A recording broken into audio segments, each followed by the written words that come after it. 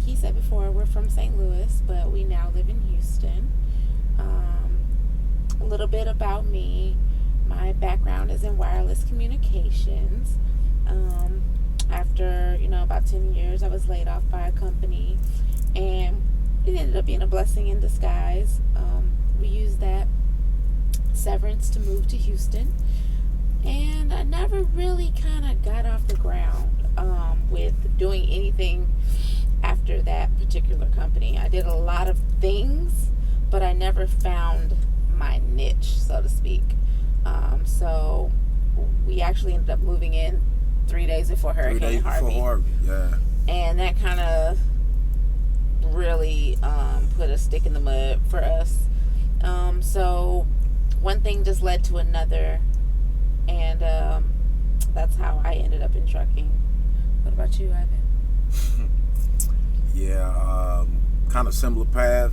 Like my wife said, I've been in law enforcement. I was in law enforcement 20 years, detective, and I became chief of police throughout the years, homicide and all of that. But anyways, we was in St. Louis, and we decided to relocate to Houston because, like I say, like she said, she got laid off, and I got a job opportunity in Houston as a cybersecurity manager with a big oil company, which I'm not gonna say. So that happened. Now, Miami, 3 days before Harvey, everything got flooded out once Harvey hit, the hurricane. So that position was dissolved, and we end up getting employment different places. I worked for FEMA and Homeland Security, also the city of Houston. But during that transition, I was laid off a few times due to the hurricane and funds not coming in the way they should have. So this led us to trucking. I never thought we would be in trucking. This is our journey now. We just, we going at it full force, man. And actually, it's a great thing. It's working out. We have our own business. We're lease owner operators, man. So we kind of control our own destiny for the most part. And it's been a great journey. We love it. And we are a husband and wife team, man. And I ain't got nothing but positive things to say about this situation and those that like it. So if we have any husband and wife teams out there, subscribe to our channel, like it, share it, and let's go back and forth. Let's share some knowledge about what's going on in the field, man. But we're blessed to have this with the situation that's going on across the world and the nation. So this is helping feeding our families and everything, and keeping us abreast and aboard and afloat on what we need to do. So yeah, man. Do you remember how I brought it to you, trucking? Yeah, I remember. So, I had just had it at my job. Not that I didn't like the job that I was working, but it was just a job. And I had a friend, you know who you are, who was working for the company that we're with. And I had saw some of the things that she had posted along the way with her trucking journey. And I was just like, forget it. I'm going to ask him and see what he thinks about this. So that night, I kind of brought it to him, and I was like, hey, what do you think about us going into trucking? And he was like, yeah, girl, I've been thinking about that. I didn't think you want to do it. I'm like, why wouldn't you think I want to do it? I only have brothers. I don't have any sisters, so I pride myself on being that chick that does all the things that other girls don't do. So, I thought it was crazy that he didn't tell me that he was thinking about it. So one thing led to another, and within less than a month, I would say about 3.5 weeks, we were on our way to training. Yeah. That's one thing about us. We put our mind to something.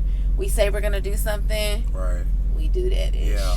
And I had been thinking about, like she said, I had been thinking about it, and I had friends that was coming to me in Houston about it. And we was thinking about starting our own box truck business at one time.